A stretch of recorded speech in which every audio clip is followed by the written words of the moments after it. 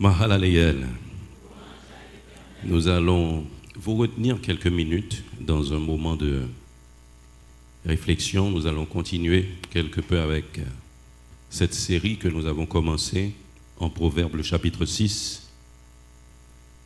Nous allons lire ensemble les versets 16 à 19 de Proverbes, chapitre 6.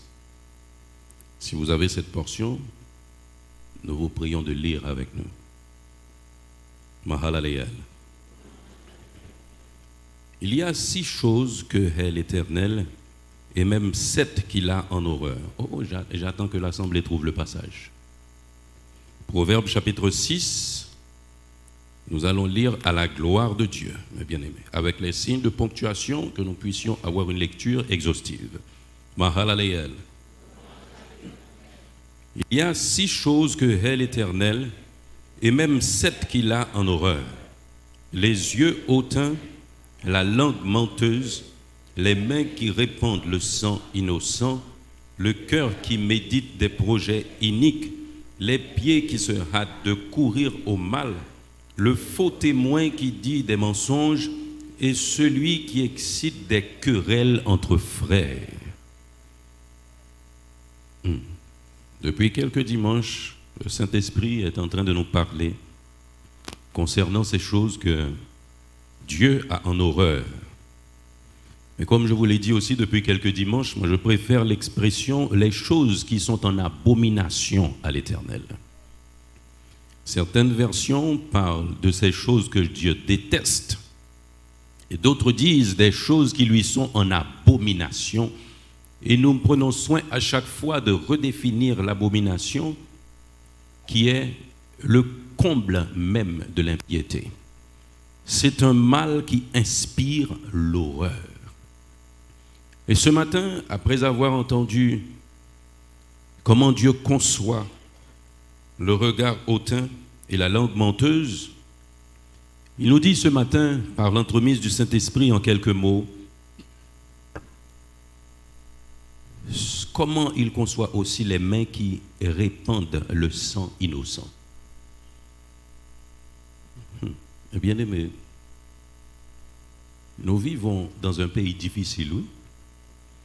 Nous vivons dans un pays difficile et ce pays pleure encore nombre de citoyens qui étaient bien intentionnés et qui ont été aussi assassinés. Nous pouvons comprendre, à la lumière des Saintes Écritures, comment notre pays peut être comme il est. Dieu a en horreur les mains qui répandent le sang innocent. Dieu est un Dieu de justice. Et nous aimons quand le psaume 97 au verset 2 nous dit « La justice et l'équité sont la base de son trône ». La justice et l'équité sont la base de son trône.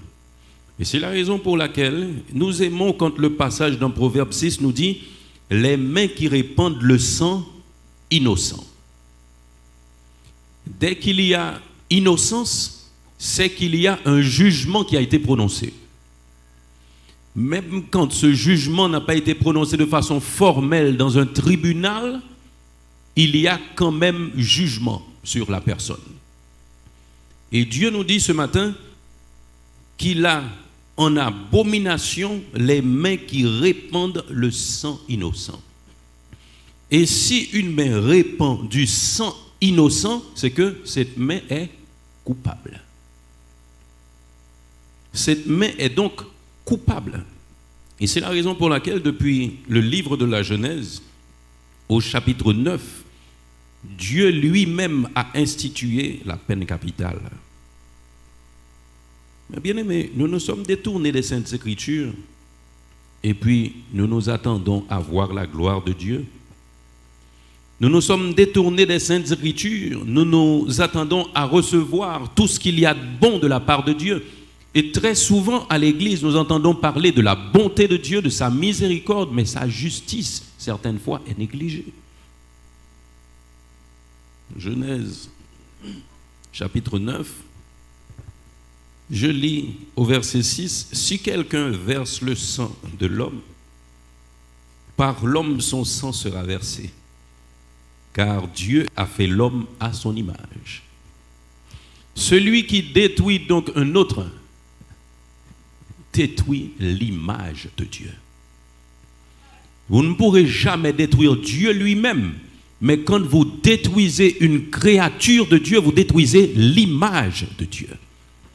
Et ceci, on ne parle pas de chrétiens ou de non-chrétiens, non. La vie se trouve en tous. Toute créature de Dieu a une âme. Et Dieu a prévu comment cela devrait se passer. Dans Romains 13, vous auriez pu me dire que c'est l'Ancien Testament du passé, mais moi j'aime Romains 13. Romains 13, je lis au verset 4, que le magistrat est serviteur de Dieu pour ton bien. Mais si tu fais le mal, crains, car ce n'est pas en vain qu'il porte l'épée, étant serviteur de Dieu pour exercer la vengeance et punir celui qui fait le mal. Le magistrat porte quoi, mes bien-aimés? Le magistrat est quoi? Serviteur de Dieu. L'épée, c'est pour se raser, non? Ah. L'épée, c'est bien pour ôter la vie dans le Nouveau Testament, mes bien-aimés.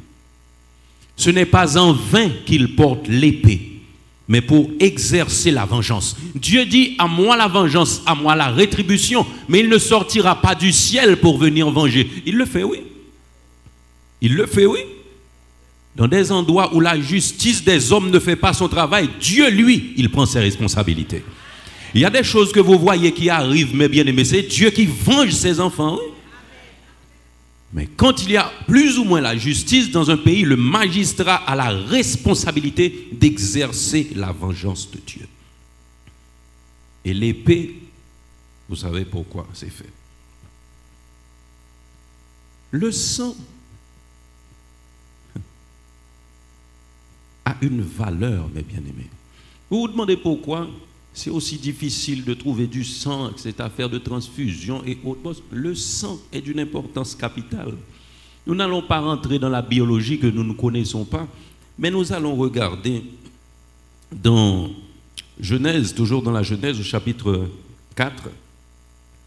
Je lis dans le verset 10. Genèse 4, 10. Et Dieu dit, qu'as-tu fait? La voix du sang de ton frère crie de la terre jusqu'à moi. Caïn, par jalousie, avait tué Abel. Et Dieu s'adressa à Caïn, lui disant, qu'as-tu fait?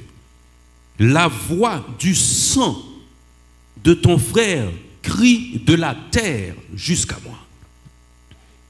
Vous pouvez comprendre, la voix, Abel était déjà mort. Mais la voix de son sang criait encore de la terre jusqu'à Dieu. Et ce n'est pas une image, non, mes bien-aimés.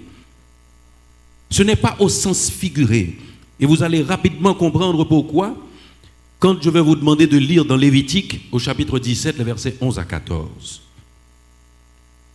Lévitique, chapitre 17, les versets 11 à 14. Si vous avez cette portion, nous lisons ensemble. Lévitique 17, 11 à 14. Car l'âme de la chair est dans le sang. Je vous l'ai donné sur l'autel, afin qu'il servît d'expiation pour vos âmes. Car c'est par l'âme que le sang fait l'expiation. C'est pourquoi j'ai dit aux enfants d'Israël, personne d'entre vous ne mangera du sang. Et l'étranger qui séjourne au milieu de vous ne mangera pas du sang. Si quelqu'un des enfants d'Israël ou des étrangers qui séjournent au milieu d'eux prend à la chasse un animal ou un oiseau qui se mange, il en versera le sang et le couvrira de poussière. Car l'âme de toute chair, c'est son sang qui est en elle. C'est pourquoi j'ai dit aux enfants d'Israël, vous ne mangerez le sang d'aucune chair, car l'âme de toute chair, c'est son sang, et quiconque en mangera sera retranché.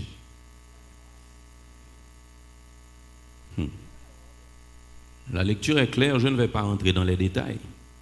Mais vous avez entendu ce que Dieu dit de cette affaire de manger du sang. Nous venons de lire dans Lévitique que l'âme est dans le sang. Vous savez, depuis que Dieu m'a inspiré cette réflexion, je suis en train de penser à cette combinaison du matériel et de l'immatériel. L'âme de toute chair, c'est son sang. L'âme de toute chair est dans le sang. C'est le sang qui porte l'âme. Ce n'est pas votre chair, ce ne sont pas vos membres, mais c'est votre sang. Et à bien y réfléchir, à chaque fois qu'on a besoin de savoir, mes bien-aimés, comment se passe avec votre état de santé, qu'est-ce qu'on fait? Une prise de sang. Et à travers votre sang, on sait comment vous allez physiquement. À travers votre sang, on sait comment vous allez physiquement. Et ce que j'aime, c'est que quand la Bible nous dit, par ses meurtrissures, nous sommes guéris, le sang de Jésus a coulé à la croix pour nous. Ce sang que nous avons hérité d'Adam depuis les temps anciens, qui portait en lui séminalement toute la création, toute l'humanité, a été changé. Aujourd'hui, nous venons de le chanter, sang coulé dans veine moins. Sang coulé dans veine moins. Et si nous vivons par la foi, nous sommes guéris par les meurtrissures de Jésus. Le sang est d'une importance capitale, mes bien-aimés. Moi, j'aime Dieu. Ils font une combinaison pour matériel, pour soutenir immatériel. Et c'est la raison pour laquelle nous admirons ce que Dieu a fait de nous, cette trichotomie, esprit, âme et corps. Deux entités immatérielles dont l'une est gardée dans un matériel qui est notre corps, particulièrement notre sang. Et nous venons de vous le dire, c'est par le sang. Alors, parler du sang sans parler de la mort exceptionnelle et substitutive de Jésus-Christ est difficile. Dans Luc, au chapitre 23, la mort de Jésus est exceptionnelle. Luc 23, 18, je lis pour vous. Ils s'écrièrent tous ensemble, « Fais mourir celui-ci » en parlant de Jésus, « et relâche-nous Barabbas ». Normalement, c'est Barabbas qui devrait être crucifié. C'est Barabbas qui devrait être crucifié. En droit, on appelle ça exception rationnée personnée. Exception en raison de la personne. Un jugement mal fait parce que la personne qui devrait subir la peine ne l'a pas subi. Ça, c'est humainement que Barabbas devrait être crucifié. Mais Jésus, lui, il était venu pour le sacrifice de la croix. Et c'est la raison pour laquelle, pour l'application de la prophétie, il a été crucifié. C'est sa mort exceptionnelle. Et dans 2 Corinthiens, le chapitre 5, le verset 21, je lis, « Celui qui n'a point connu le péché, il l'a fait devenir péché pour nous, afin que nous devenions en lui justice de Dieu. » Il nous a donc remplacés. La substitution. Une mort substitutive et exceptionnelle. Et il l'a fait quoi? Par son sang. Et c'est la raison pour laquelle nous chantons tout le temps, par son sang, il nous a lavés. Par son sang, il nous a lavés. Et la Bible nous dit clairement, mes bien-aimés, que Dieu demandera compte des âmes. Quand vous êtes en position de responsabilité comme pécheur d'âmes, comme gardien des âmes des fidèles, Dieu vous demandera compte. C'est la raison pour laquelle moi je ne comprends pas pourquoi nombre de gens sont en train de courir après des postes à l'église.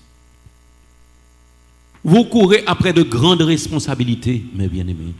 Dieu demandera compte des âmes qui ont été sous votre responsabilité. Non seulement dans la façon dont vous aurez jugé les choses que Dieu vous demande de juger, mais dans la façon aussi dont vous vous êtes comporté en tant que modèle pour ces personnes. Nous avons une responsabilité de l'Église. C'est gros bagaille, oui. Dieu demandera compte, oui, pour les âmes, mes bien-aimés. Non seulement pour les sangs les mains qui font couler le sang. Mais vous pouvez ne pas faire couler du sang, mais perdre des âmes pour Dieu aussi, oui, avec votre attitude et vos comportements.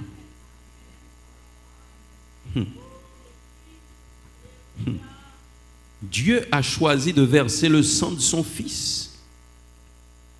Il a choisi de verser le sang de son Fils. Si dans les temps anciens, il s'agissait du sang des boucs et des béliers, dans Hébreux chapitre 9, les versets 11 à 14, je vous prie de chercher Hébreux chapitre 9, les versets 11 à 14. Vous allez comprendre l'importance, une fois de plus, de ce sang. Ce prix infini que Dieu a payé pour notre rachat. Hébreux 9, les versets 11 à 14. Si vous l'avez, nous lisons ensemble. Mais Christ est venu comme souverain sacrificateur des biens à venir. Il a traversé le tabernacle plus grand et plus parfait qui n'est pas construit de main d'homme, c'est-à-dire qui n'est pas de cette création. Et il est rentré une fois pour toutes dans le lieu très saint, non avec le sang des boucs et des veaux, mais avec son propre sang, ayant obtenu une rédemption éternelle. Car si le sang des taureaux et des boucs et la cendre d'une vache répandue sur ceux qui sont souillés sanctifie et procure la pureté de la chair, combien plus le sang de Christ qui par un esprit éternel s'est offert lui-même sans tache à Dieu, purifie-t-il votre conscience des œuvres mortes afin que vous serviez le Dieu vivant. Le sang est d'une importance capitale, mes bien-aimés. Et ce que nous comprenons, c'est même le sang des animaux. Même le sang des animaux. Que dire du sang des êtres humains créés à l'image de Dieu? La parole de Dieu ne nous dit pas que le sang ne doit pas être versé, non? Et il nous dit le sang de l'innocent.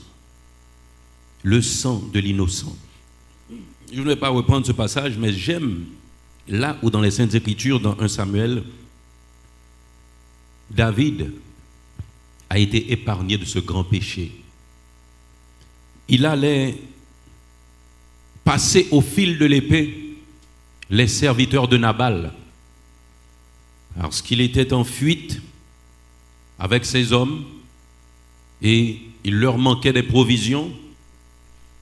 Ils ont aidé les serviteurs de Nabal, les serviteurs et servantes de Nabal à tondre les troupeaux de cet homme riche, ce grand commerçant. Et David avait envoyé ses serviteurs demander à Nabal quelques provisions pour subsister. Nabal a refusé.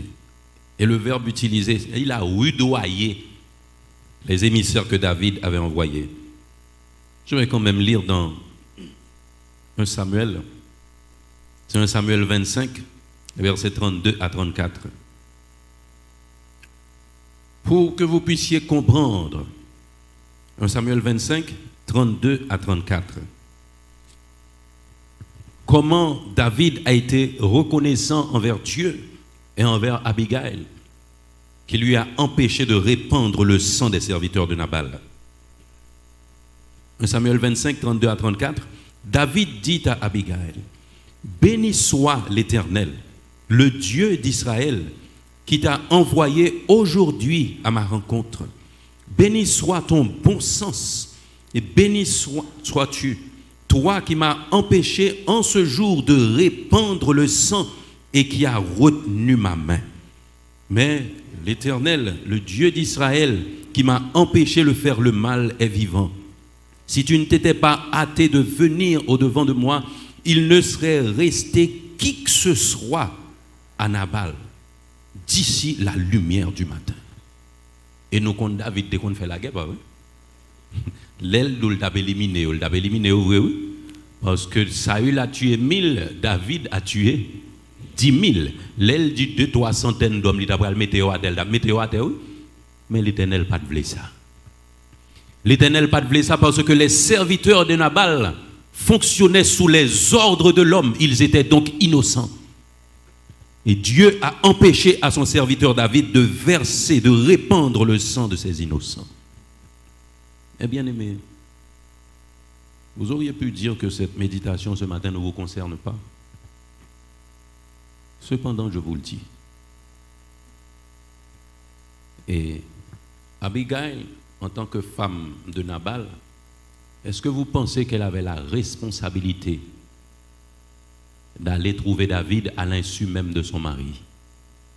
Ce n'était pas sa responsabilité, mais la sagesse divine le lui a commandé.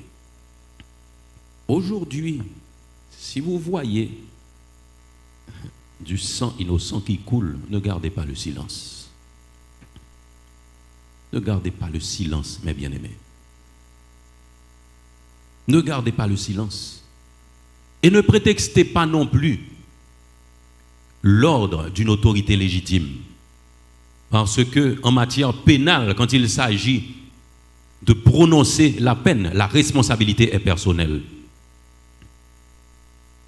La responsabilité est personnelle. Je ne sais pas si vous faites partie d'un corps, mais si vous savez que quelqu'un est innocent, vous avez reçu l'ordre, eh bien, aimé, vaut mieux être jugé par les hommes que d'être jugé par Dieu. Vaut mieux être jugé par des hommes que d'être jugé par Dieu. Car chacun aura à répondre de ses actions, mes bien-aimés. Et je voudrais, pour finir, vous demander de lire dans Proverbes, le chapitre 1er, les versets 10 à 19. Proverbes, chapitre 1er, les versets 10 à 19. Cette portion du livre des Proverbes est intitulée « Conseil paternel ». Proverbe chapitre 1er, 10 à 19. Normalement, nous aurions pu lire depuis le verset 1er. Mais pour éviter de prendre tout le temps, nous commençons à partir du verset 10 jusqu'au verset 19. Nous lisons ensemble. Mon fils, si des pécheurs veulent te séduire, ne te laisse pas gagner. S'ils disent, viens avec nous, dressons des embûches, versons du sang, tendons des pièges à celui qui se repose en vain sur son innocence. Engloutissons-les tout vifs comme le séjour des morts et tout entier comme ceux qui descendent dans la fosse. Nous trouverons toutes sortes de biens précieux. Nous remplirons de butin nos maisons. Tu auras pas ta part avec nous et il n'y aura qu'une bourse pour nous tous. Mon fils, ne te mets pas en chemin avec eux. Détourne ton pied de leur sentier, car leurs pieds courent au mal et ils ont hâte de répandre le sang. Mais en vain,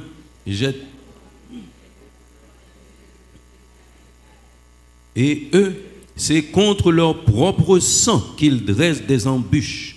C'est à leur âme qu'ils tentent des pièges. Ainsi arrive-t-il à tout homme avide de gain. La cupidité cause la perte de ceux qui s'y livrent. Je tenais à lire ce passage ce matin. Parce que, mes bien-aimés, les temps sont durs. Les temps sont durs et difficiles. Nombreux sont particulièrement les jeunes qui sont passés du stade de chômeur, du stade de oisif au stade de gangster. Ah, vous êtes bien au courant. Hein? Vous êtes bien au courant. Et la Bible parle aussi à ces jeunes. Jeunes hommes et jeunes filles. Vous avez vu, les choses ne datent pas d'aujourd'hui, mes bien-aimés. Nous pensons que gang, c'est dans la semaine, ça a commencé, c'est dans l'année, ça a commencé.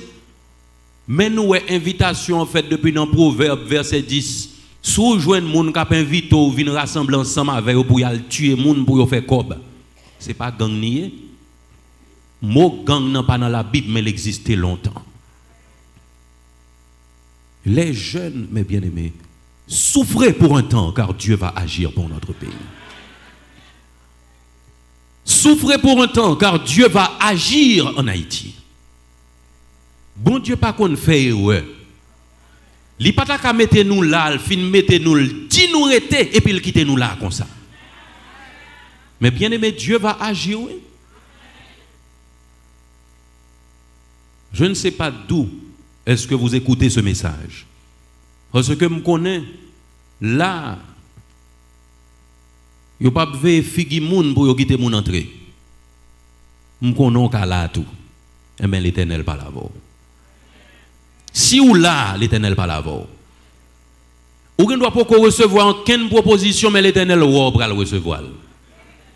Ou ne doit recevoir déjà, ou réfléchir sur ça pour faire, ou jouer une réponse aujourd'hui. Ne vous mettez pas avec ces personnes. Vous courez à votre perte, mes bien-aimés. L'Éternel a en abomination les mains qui répandent le sang. Il a en abomination les mains qui répandent le sang. Et c'est la raison pour laquelle nous l'avons dit hier, dans notre matinée de jeûne.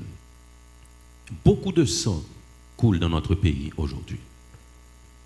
Vous êtes conscient de ça, pas vrai? Beaucoup de sang coule dans notre pays aujourd'hui. Je vous dis, ça n'a pas fini encore. Ça n'a pas fini encore. Parce que Dieu va faire quelque chose. Il va faire quelque chose. Les endurcis ne pourront pas y participer. Nous prions pour la repentance des cœurs rebelles. Mais vous savez qu'il y a des endurcis aussi. Vous savez que même à l'église, il y a des gens, quand vous les exhortez, ils vous disent l'enfer pas fait pour chien. Et pourtant, ils sont à l'église tous les dimanches. Mais bien aimés, les endurcis ne pourront pas participer à ce que Dieu va faire. Du sang va encore couler. Mais si aujourd'hui, le sang des coupables est mêlé au sang des innocents, il vient un temps où le sang coupable seulement va couler dans le pays. Et nous aurons du repos. Nous aurons du repos. Souvent, nous entendons des gens se parler de la fin du monde à cause de l'état d'Haïti. Mais bien aimé, la fin du monde, c'est la fin du monde. Nous ne pouvons pas considérer un seul pays ou bien 2-3 pays pour nous dire que c'est la fin du monde. Non, on n'est pas encore à la fin des temps, mes bien-aimés. Selon l'eschatologie, il y a bien des choses qui doivent encore se faire avant la fin des temps. Et la Bible l'a dit très clairement, ce ne sera que le commencement des douleurs.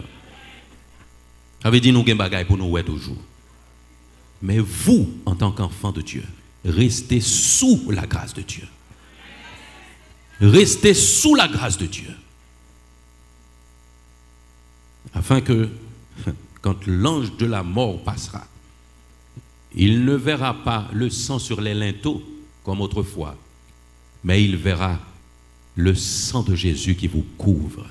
Que Dieu vous bénisse.